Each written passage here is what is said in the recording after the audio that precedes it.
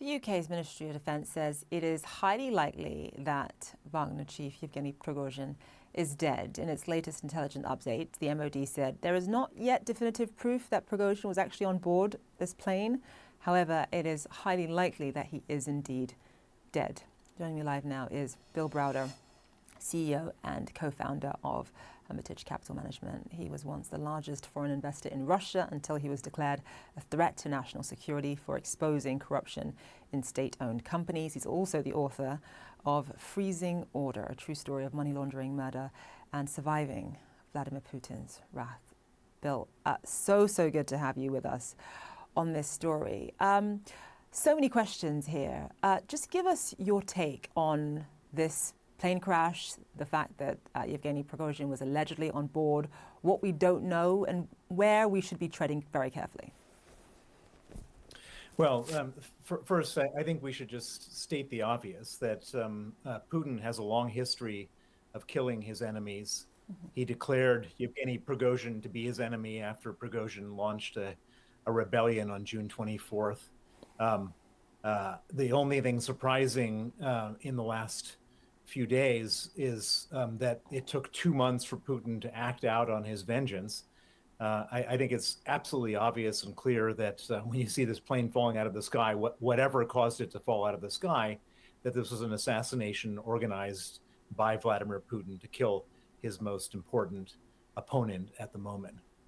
So why do you think that if it is Putin behind it, and I obviously want to be very careful as a journalist, if it is Putin behind it, why do you think he did indeed wait 2 months?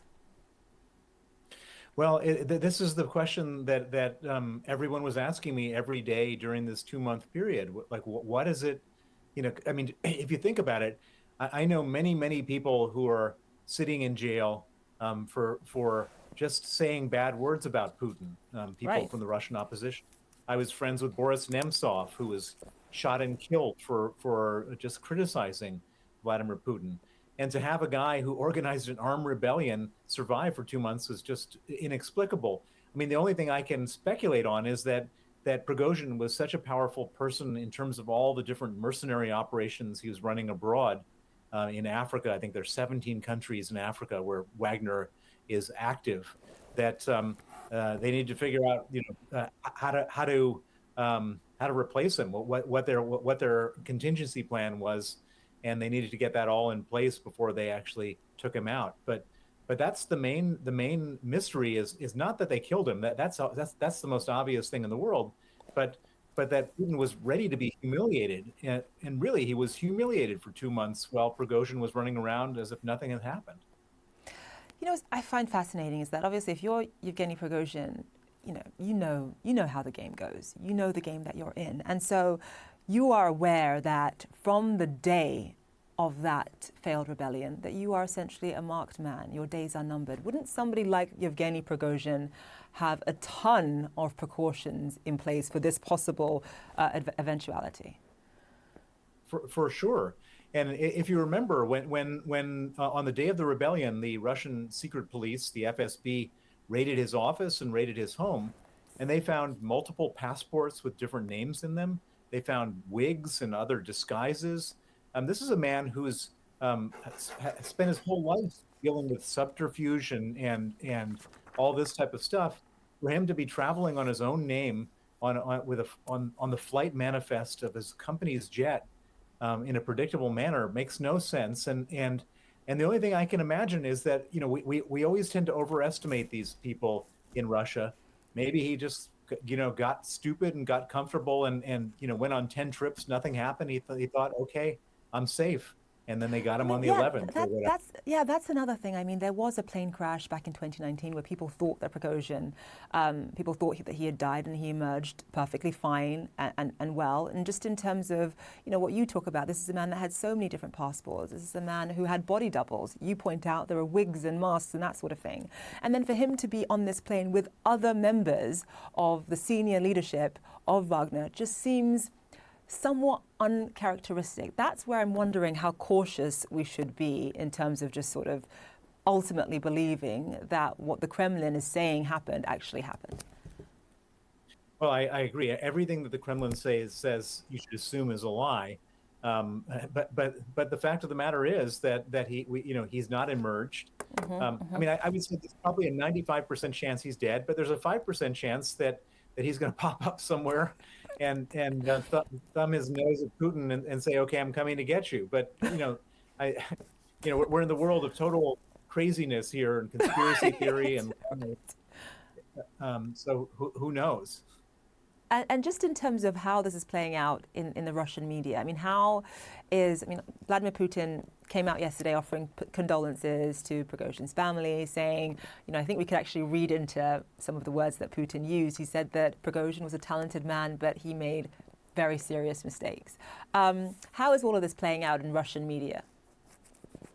Well, I mean, this is just typical mafia talk, the way he does it. He kills Prigozhin and then says condolences to his family. I mean, this is like Godfather mafia stuff.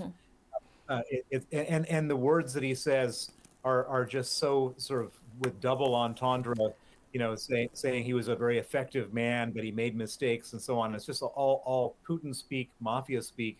This is how he does stuff. And this is what Putin wants everybody to know, is that on one hand, they deny having any involvement in his killing, which they announced today through Putin's press spokesperson Peskov. And on the other hand, Putin wants to look everybody else in the eye and say, this is what happens to traitors. And that's right. Sends a very clear message. Yep, don't even think about betraying me. Right. Exactly. Bill, we have to leave it there. So good to have you on the program. Now, Pentagon officials believe Prigozhin was likely killed in that plane crash, but say there is no indication it was a missile that downed the plane. Among the possibilities, U.S. officials are still evaluating an onboard explosive device. Oren Lieberman is at the Pentagon. Missile, onboard explosive device. Distinction may be without a difference there, Oren.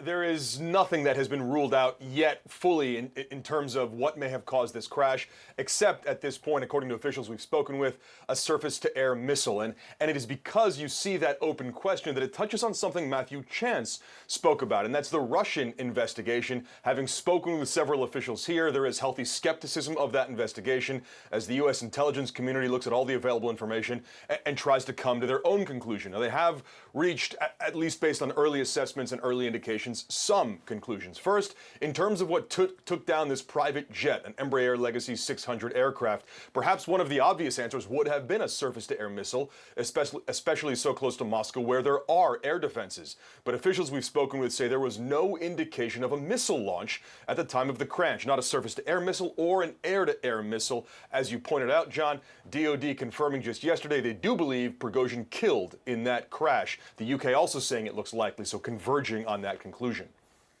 And as you say, healthy skepticism on the Russian investigation itself. That might be the understatement of the century. Any other scenarios being looked at here besides onboard explosive?